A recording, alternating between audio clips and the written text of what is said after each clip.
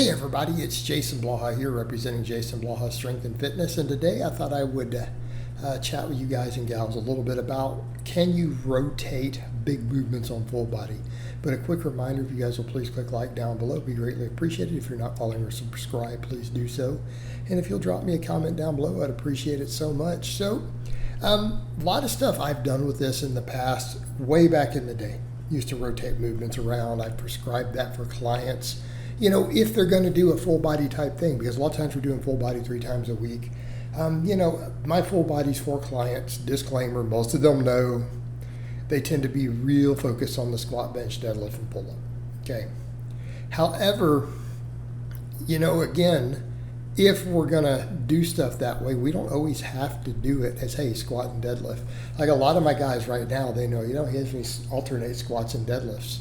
Right? And you can even do that then for multiple sets, okay? Especially if you're going to deadlift. A lot of my guys do 1, but sometimes we'll do 3. You know, but here's the thing I'm going to say. You can rotate your movements quite a bit. And as long as you're getting your classic lifts in there, you're good. In other words, if you did full body, and let's say you focus on about 4 big movement patterns per workout. I tend to do more right now, right?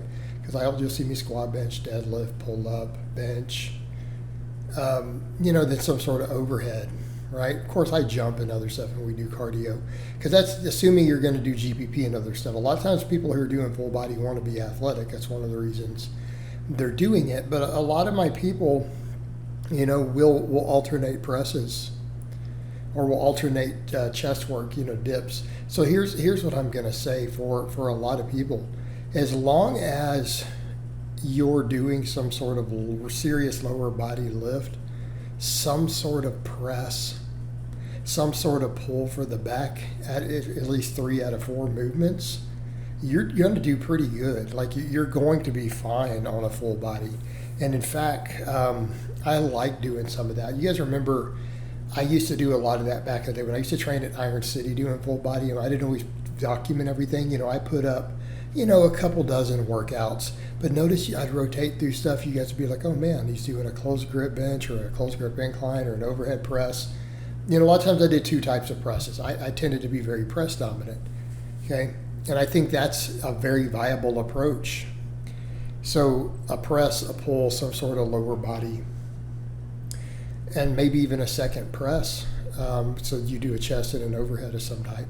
So for me, on all those, I did some sort of overhead work every workout. I lived on it. So what do I mean by a lower body? Well, you could rotate through them, and as long as you, let's say you do your squat and your deadlift, your traditional squat, your traditional deadlift, you could do those as a lower body and do like 3 sets, 3 or 4 sets. Okay? You could have a 3rd day in there where you do other stuff instead. You know, because a lot of times we're doing big movements, more than about 12 sets can be a lot to deal with. I'm not saying, hey, if you want to throw some hammer curls or laterals in or something else that you want, go ahead. But I digress. How about squatting other things? How about a Zercher squat? How about a front squat? Yeah, totally viable. You know, totally viable. Right? Everybody agree? Could you, on the 3rd one of those workouts, like you could do a squat and one, a deadlift another, and then you could do one of those others, you could do another variation. Okay? Now you could do RDLs if you wanted. You could do front squats, you could do a Zercher squat. Be fine. Because we're still working quads, glutes, hamstrings, all that stuff. Okay? Because you're going to do some other standing work possibly too. You're still going to be hitting a lot of those secondary. Some sort of pull. Obviously, I like weighted pull-ups because you do different variations. Sure, you could rotate through them. Could you do a row? Yeah, you could do a row instead. I used to sometimes come and just do a pin leg row or whatever, in place of a pull-up. Okay. Works great. And that's how I used to train. I used to come in to do some sort of deadlift. That time I wasn't squatting. I took time off from squatting. But I did some sort of deadlift. Some sort of like chest press usually. flat bench, incline bench, weighted dip. Some sort of pull, be it pull up, a row, whatever. And then some sort of overhead press. Okay? Overhead pressing, you can really vary. You can do a strict press, you can do push press, you do a clean and press, clean and strict press, clean and push press, dumbbell presses. Doing one arm like I'm doing here, you could clean 2 dumbbells up to 2 at a time. Do them strict, you do them push presses. The main thing is, though, I found a lot of times when I did my full bodies that way, I used to like to always work in some type of overhead press. So it was always a pull for the back, a chest press, some sort of lower body movement, again, deadlift or squat variation, and then an overhead press. You know, I do about 3 solid work sets and then go home. And ironically, people look back and said I was probably the most jacked I've been on the tubes. I'm a little bit leaner now, you know. But I mean, I was also moving big weights. Like I did more than this on the incline. I was doing rep work with close grip inclines, like 250, 255, repping it. Strict pressing, I was doing triples with a 205. I'd push press more sometimes.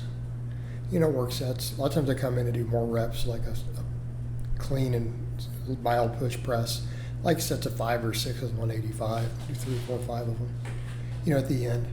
But that helps too. So again, a lot of times when you're doing full body stuff, cleaning that weight up, right? So I mean, that's a full workout. You know, that's a perfect example. You know, you could come in and squat, bench, a pull up, and then a clean and a press, clean and press, right? Those 4 movements, you've worked everything.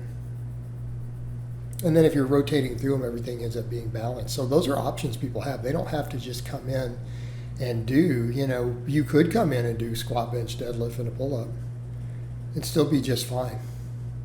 Getting 2 lower body lifts and 2 upper body is a lot of work. You know, and that works a lot of times if you're only doing 1 set of deadlifts, you know. Or if you're limiting total movements. But yeah, totally workable. You could come in and alternate squatting and deadlifting, or another lower body lift. You know, and like I said, front squats, exerter squats, stuff like that work there. Again, looking at the performance element with full body. And I'm not saying, hey, if you couldn't do some smaller stuff at the end, if you have the need, some triceps or a hammer curl or calves or whatever, sure, it works. Very chaos and painy, though, isn't it? All right, guys, but that's really all I have to say on that today. I hope it's been informative, and I'll talk to you guys and gals next time.